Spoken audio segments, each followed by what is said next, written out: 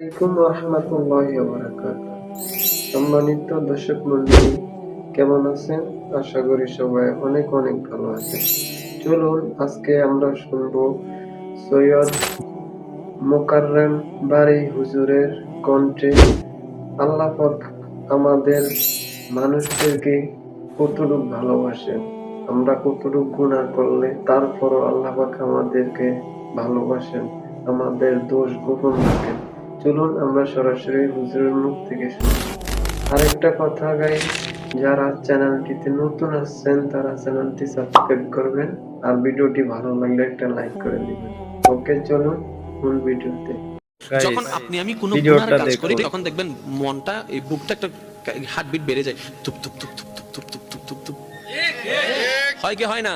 যখন আপনি কোনো অন্যায় কাজ করবেন গোপনে, নিজের একটু হার্টটা দেখবেন এটার স্পিড একটু বেড়ে যায়। তার মানে আপনার হার্টই আপনাকে জানাচ্ছে বান্দা করিস না, আল্লাহ নারাজ হবে, করিস না, আল্লাহ নারাজ হবে, করিস না। আমরা এটা বুঝতে পারি নাই, আমরা মনে করেছি এমনি হার্টবিট বেড়ে যায়, এমনি হার্টবিট বাড়ে নাই। ওই হার্টের মাধ্যমে আল্লাহ আপনাকে মেসেজ দিয়েছিল, আপনি আমি সেই মেসেজটা বুঝতে পারি নাই। কিন্তু তারপরে যখন গুনাহটা করি মনে মনে একটা জিনিস আমরা চাই, কেউ যেন না দেখে, কেউ যেন না জানে, কেউ যেন না দেখে, কেউ যেন না জানে। আপনি করছেন আল্লাহর অবাধ্যর কাজ, আল্লাহকে নারাজি করার কাজ, আল্লাহ জমিনে দাঁড়িয়ে। কিন্তু আবার যখন আপনি বলছেন কেউ যেন না দেখে, তখন আল্লাহ পাক আপনার ইজ্জত বাঁচানোর জন্য চতুর্দিকে পর্দা করে দেয়, দেখার মানুষ আর দেখতে পায় না।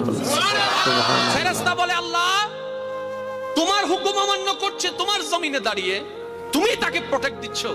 রব্বে করিম বলে বান্দা তো আমার, বান্দা তো আমার।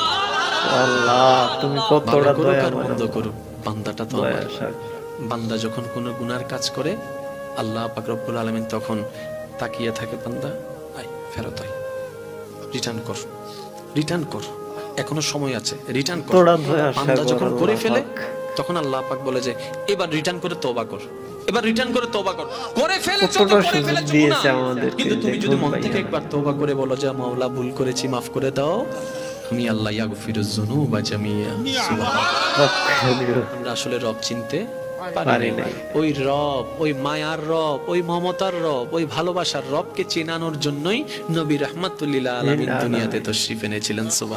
সুবহানাল্লাহ। মনে রাখবেন ভাইরা, নবী সাবজেক্টটা তর্কের বিষয় নয়, কোরআন সাবজেক্টটা তর্কের বিষয় নয়, এটা অনুভবের বিষয়, এটা গবেষণার বিষয়। ঠিক না বেঠিক? আমি শুধু আপনাদেরকে একদম শর্টকাট একটা নলেজ দেওয়ার চেষ্টা করব, যদি আমার মুনিব আমাকে দয়া করেন। মানব জাতি, মুসলিম জাতির জন্য গাইডলাইন হচ্ছে কোরআন। গাইডলাইন কোরআন, জোরে বলতে হবে গাইডলাইন কোরআন। তো কোরআন থেকে আমরা গাইডলাইন নিব, সেভাবে জীবন যাপন করব, এটা হচ্ছে আমরা। আচ্ছা বলেন, নবীর একজন সাহাবা ছিল আবু বকর। আবু বকর ছিল, হ্যাঁ। সত্যের উপর ছিল না মিথ্যার উপর ছিল? সত্যের উপর ছিল। আপনার আমার নবীর উপর কোরআন নাজিল শুরু হয়েছেন তখন নবীজির বয়স মোবারক কত? 40। কত? 40। শেষ হয়েছেন 63-তে, 23টা বছর লেগেছে। একটু খেয়াল করবেন, কমপ্লিট কোরআন নাজিল হতে 23 বছর লেগেছে। কিন্তু এর আগে আবু বকর সিদ্দিক আকবর হয়ে গেছে।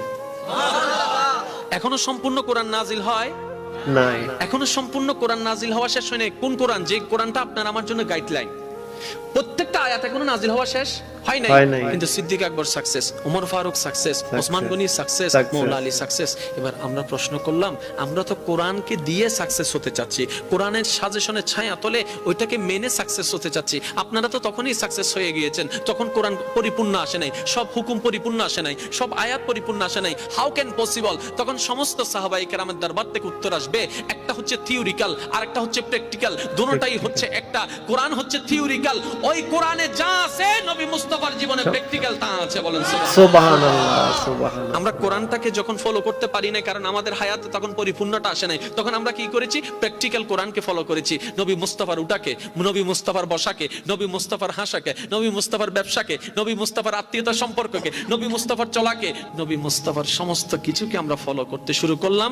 এদিকে আল্লাহর প্রিয় হয়ে যেতে লাগলাম। কোরআন আওয়াজ দিয়ে উঠলেও, ইন কুনতুম তুহিব্বুনাল্লাহ ফাত্তাবিউনি ইউহিব্বুকুমুল্লাহ। আরেকটু জোরে বলেন না সুবহানাল্লাহ। সুবহানাল্লাহ। আমাদের সবাইকে বুঝাতে